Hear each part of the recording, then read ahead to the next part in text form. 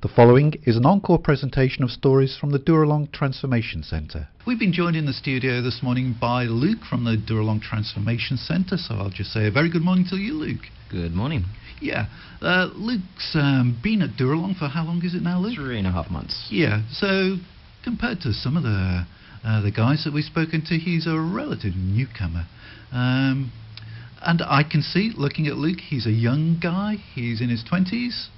Yeah? Just turned 30. Oh, just turned 30. You look as if you're in your 20s still. Thank you very much. So he's a young guy, and if you passed him in the street, you'd think he was in, fighting fit. He looks a picture of health, but clearly there's a backstory to Luke's life that's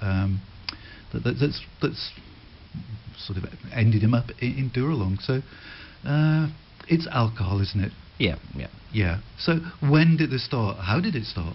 Late teens, doing the usual teenage stuff mostly. Experimenting? Yeah, nothing too major there, but then due to a lot of issues within my family, a couple of, some drama there, led to a bit of a toxic environment while I was growing up, exposed to a lot of alcohol and drinking throughout my family.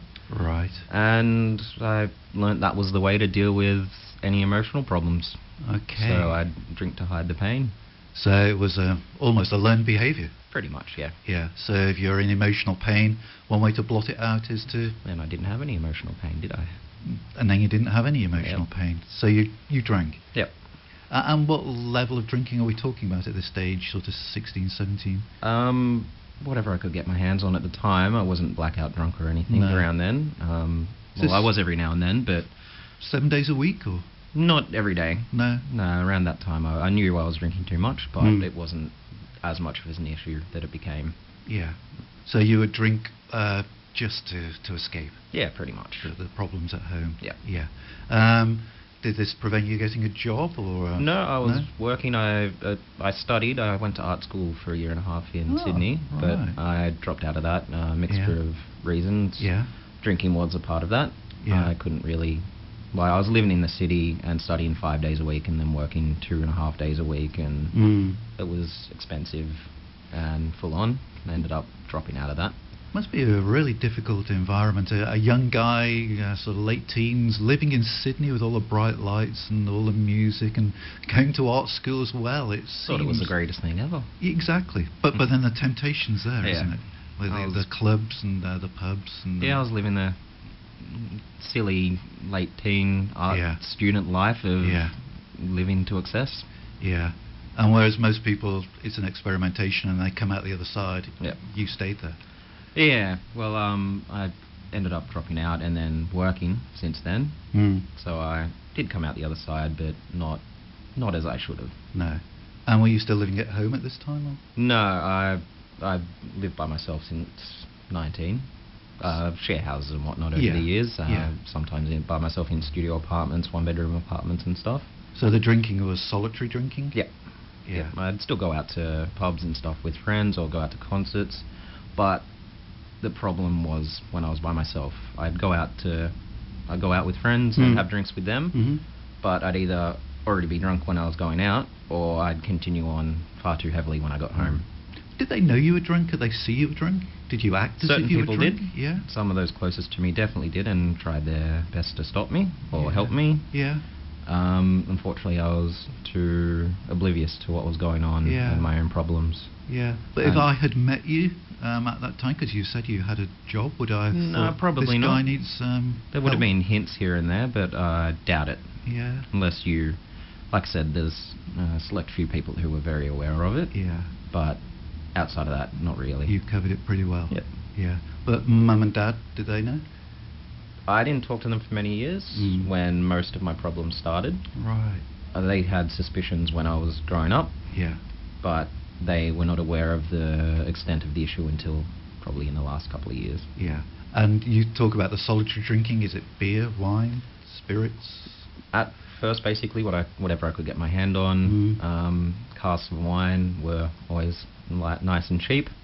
That's pretty much what I ended up sticking to in the end, just because it was cheap and you got plenty of it. Yeah. Did you have any sober, sort of lucid moments where you thought to yourself, Luke, this can't go on, this isn't right, you're going to have to do something? Pretty much constantly. Yeah. I did want to be sober by the time I was 30. Yeah. I'm a little bit late in that now, but not too far. Not too far, no. So you were aware that there was an issue with it? From pretty much when I started, I knew there was an issue because I had witnessed it in my family. So I could identify what the signs of the issues were, the signs of a problem, and I could identify that within myself. Yeah. But I never addressed it in the way I probably should have. And you mentioned having a job, your work colleagues. I think when we were chatting a little bit off air, you said you had a team working for you. Did they know there was an issue? No, not really. It was a very relaxed work environment. It wasn't very strict or anything like that. So we'd all muck around, have fun. People would come in with hangovers anyway, and pretty young team. Yeah. And everyone would go out to concerts, pubs, and everything. So people have their off days, and most of the time I was pretty all right. Nothing out of the ordinary. No, not really. It was just part of it. It was Sydney being young, party scene. Yep. Drinking culture. Yep, pretty much. Yeah. But you knew in your own heart of hearts that this couldn't go on. Definitely. Yeah. So it can't go on, but it did go on for a long, long time. Yeah, I did seek help in different ways. Yeah. I didn't want to come to a long-term facility like Dooralong. I was against it. I thought I could do it with just counselling and outpatient services. Yeah. I tried that for a long time, and it did help to an extent, but obviously not as much as it could have. You accessed those through your GP, did you? I ended up getting to RPA hospital through the emergency ward. Yeah. And because I was admitted through emergency, I ended up getting in touch with their head psychiatric nurse who did outpatient services. Yeah. So I saw him for many years. Could we ask, was that emergency alcohol related? Yeah. Yeah. Yep. So the hospital knew there was an issue as well? Yeah, definitely. Yeah. I did try a couple of different counsellors through GPs and stuff. Yeah. But it's difficult to find someone you get along with and connect with in that area. And the temptation is all around you. I mean, even on the coast, but much more so, I would imagine, in the middle of Sydney. Yeah, bottle on every corner. You can't even go to a supermarket without having one attached to it these days. And if you're addicted, and it is a genuine addiction, then even though you shouldn't be doing it, you're drawn and compelled to do it. Yeah. So the drinking went on. Yep. And on. And on. Yeah. So what happened? Did you lose your job, or? I walked out of my job. You walked out of your job. Due to personal issues in my life at the time. Yeah. I was losing a bit of control, and that was affecting my work. It was showing up in the workplace, and I was pulled aside a couple of times by management and basically told, commit to your job or resign. So they have started to notice now. Yeah, they started to notice me again. Yeah. I never went to work intoxicated or anything. Hungover for sure. Yeah. But I was never intoxicated at work. And due to everything else going on in my personal life, I made the silly decision of calling up and saying, fine, I resign. You walked out? Yep. I think it's what they wanted. Yeah. But at least I got to make the decision myself. It was your choice. Yep. Yeah. We're talking to Luke this morning. We left Luke having just walked out on his employers. Luke had an alcohol problem from his late teens. It started to affect his job. They've picked it up that he's drinking, and so you've walked out, haven't you, Luke? Yep. Yeah. So what happens next? It just gets worse for you, does it?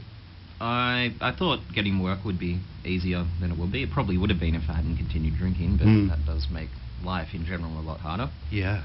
So I struggled along for a little bit, got on Centrelink, and with the help of some friends and family, I managed to continue paying bills and living where I was, which being in Sydney was quite expensive. Yeah. Got another job for about a month and a half, 2 months, and did that. Walked out of that as well because I still wasn't coping. And the drinking just got worse and worse and worse. So how much are you drinking a day now?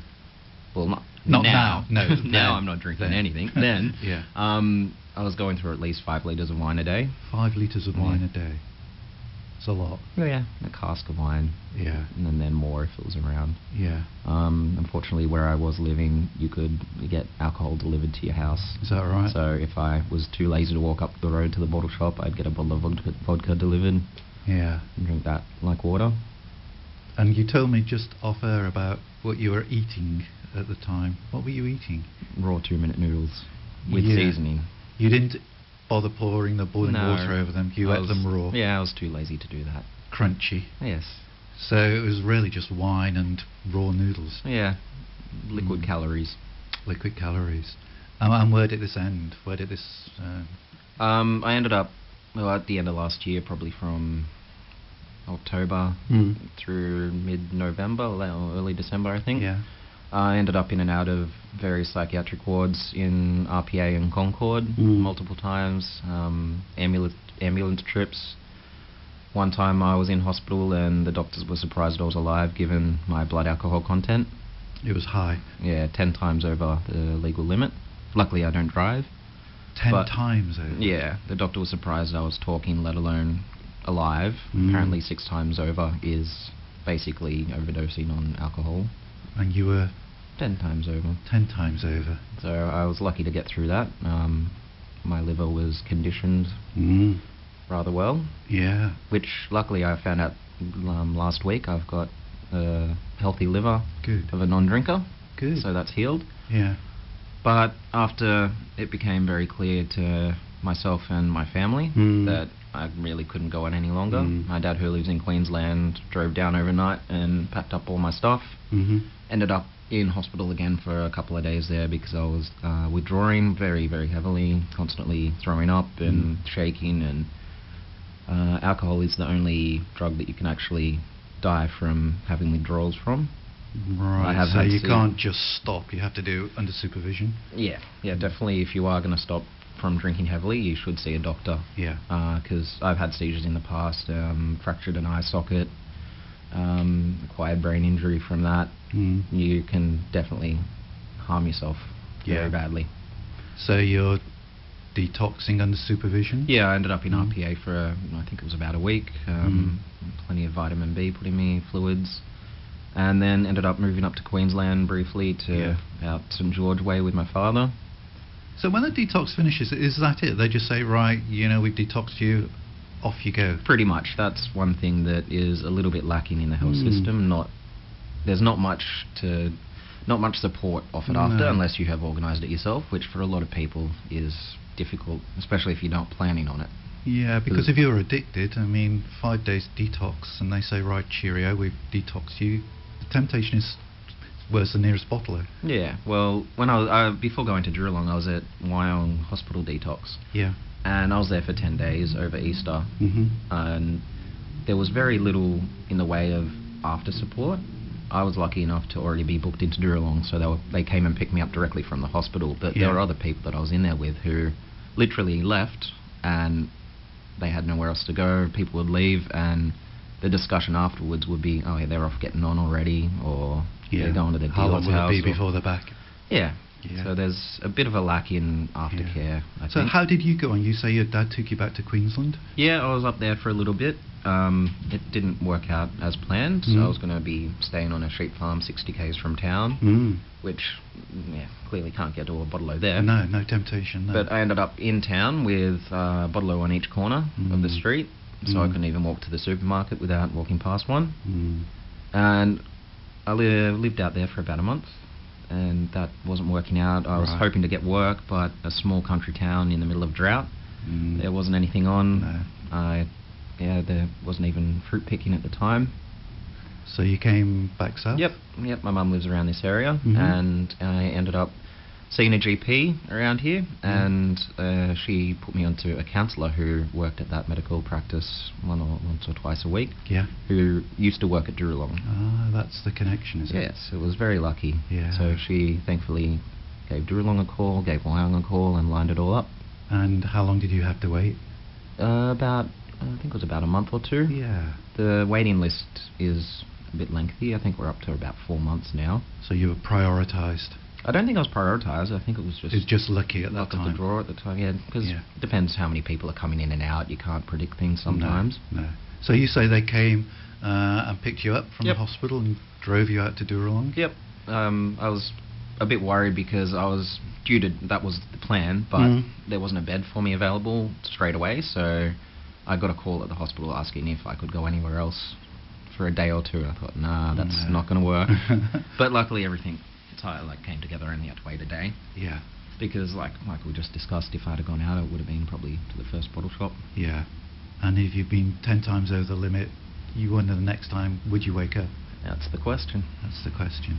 So you arrive at Dooralong. What did you make of it? First day, what's it like? That first day, scary. Yeah, it's a bit worrying. Luckily, I made friends with someone at Detox who was coming out the same day as me. So at least I had a familiar face. That was very helpful because it is a big place, lots of people, and a whole new environment. Yeah. It's a beautiful property. It is, but... Yeah, but with a lot of different people there. Yeah, and you're anxious, and it's... Yeah. You're stepping into a big commitment. Yeah. And the first day was a Wednesday, which was our chapel night. Yeah. Which, first of all, that means it's roast dinner night. Ah. So I was pretty happy about that. Yeah. Good food. No more crunch, no more raw noodles. No. Or Good. half-cooked hospital food. Or yeah. Yeah. So roast dinner on the Roast first dinner. night? And then we had chapel night, which was a bit confronting because, again, it's a new environment, lots of new people, and then all of a sudden the entire place is there, and you've got a band playing, and so there's giving no sermon. No church background in your family? No, not really, no. I'm open to everything. Like, Hmm. it wasn't the fact that it was a church service that kind of threw me off a bit. It was just so many people, lots of noise, lots of... Like, I didn't get a chance to settle in on that very first night. It was all too much. It was all right in the end. Yeah. A lot to take in. Yeah. So you've settled into Dooralong. How's it going for you, Luke? It's the best thing I've done. Yeah. The worst and best thing I've done. Because I didn't want to... It's not something that you really plan on doing in your lifetime. But it's given me the best thing, which is the growth that I'm getting. Yeah. I kind of describe it as a crash course in life. Is that right? Because I missed out on a lot of growing up, a lot of maturing as a teenager. I grew up too quick, but I also never grew up in different ways. So you have to revisit all those areas in your past. Yeah. And that must be confronting as well. It is. Because some of those areas, I'm not asking you to discuss them now, but some of those areas are areas that you've buried and you probably didn't want to discuss. Well, the thing is that I was drinking to hide from them, to bury them, so I never had to discuss them, really. Yeah. And now, here they are saying, you've got to deal with them. Yeah, and I actually have to have feelings. Yeah. Yeah, with the alcohol sort of numbs those feelings. Yeah, and when you do have them, you're drunk already, so... Yeah. So you're discovering emotion, of course, silly question, of course you're discovering emotions around all those areas that have happened in the past for you. So that must be tough work for you. It is. It's confronting, but also very good. Yeah. Because not only am I feeling the bad emotions, I'm actually feeling happiness for the first time in a long time. Oh, that's good, isn't it? One of my difficulties was allowing myself to feel happy. So I'd sit back and think, why am I laughing? Yeah. What's going on? I have nothing to be happy about. Yeah. But now I can sit there and have a laugh and think, this feels good. Give yourself permission. Yeah, this is what it's meant to be. Yeah. And how you said it was confronting that first night at chapel. How's that side of things going for you? The sort of the God side of things, if we can put it that way. Yeah, it's going pretty good. I'm still exploring and open to everything. I've had a couple of pretty good signs that something's out there looking out for me. Yeah. Well, I mean, by rights, according to the doctor, you shouldn't be here. And then you just happen to bump into a counsellor that your GP refers you to that has a connection with Dooralong. It gets better than that, though, as well. Because they were meant to do a phone assessment. Yeah. And I happened to be at Tugger's Shops with my mum one day, and we said, let's just go out to Dooralong and have a look and see if they got some more information about the program. So this is before you... Yeah, before I was in. Yeah. So we drove out and we talked to the reception and just see if there was a brochure or a pamphlet. Yeah. And same spiel, there's still 4 months, waiting list, 2 months, whatever it was. And as we were leaving, the admissions guy popped his head out and said, hang on, I've been trying to call you. And his office is up the back, he wouldn't have really usually heard. And he had one number of my phone number wrong. Ah. So he just popped his head out just as we're leaving, said, "I've been trying to call you." And he got the right number, called me a couple of days later, and Yeah. everything was set. So if he hadn't have been where he Yeah. was, standing where he was, overheard Yeah. my conversation, Yeah. then I wouldn't be there. If you hadn't decided on the spur of the moment to sort of Mhm. come along to Dooralong and pick up a pamphlet or something, Exactly, something got me or there. if somebody hadn't prompted you to do that, yeah, it's amazing. We hear stories time and time again of things like that, where some guiding hand is behind it all. Yeah. Yeah. Now, you've been there for 3 months, so it's a bit too soon. We know from talking to previous guests that it's sort of 10, 12, 18 months, 2 years sometimes before people graduate. So you've probably got no idea what you want to do when you leave Dooralong, have you? Not as soon as I leave. I've got long-term goals, but Yeah. how I'm going to achieve them is a Yeah. whole different story. I'm looking into where I'm going to be living, Yeah. get work and all that after all this. Mm-hmm. So there's a lot of time to plan ahead for all that. At the moment, I'm just living for the day, Taking it day by focusing day. on what I need to focus on, because if I don't focus on what I've got to learn and achieve and grow the way I have to grow right now, Yeah. then I'll leave program and I won't have achieved what I have to, Yeah. and possibly slide back into the life I did have. Yeah. We were talking to somebody a couple of weeks ago, and he won't mind me saying this because he's told everybody on the radio, but he had a relapse after he left Dooralong, he was saying, and the reason for that was that he deliberately kept something to himself, and there was a particular layer of emotions that he didn't let anybody sort of peel back, and he thinks that's why he failed. Yeah, there's some of the steps, like step 4 is making a searching inventory of yourself and Yeah. past and all that. And some people try and rush it out as quick as possible because it's a very confronting step. Yeah, yeah. But I'm trying to delve into that as much as I can and do it when I feel comfortable. I'm not trying to just get it out of the way, because if I don't deal with all of those issues in the correct way, Yeah. then I might as well not They'll even do come it. back and bite exactly.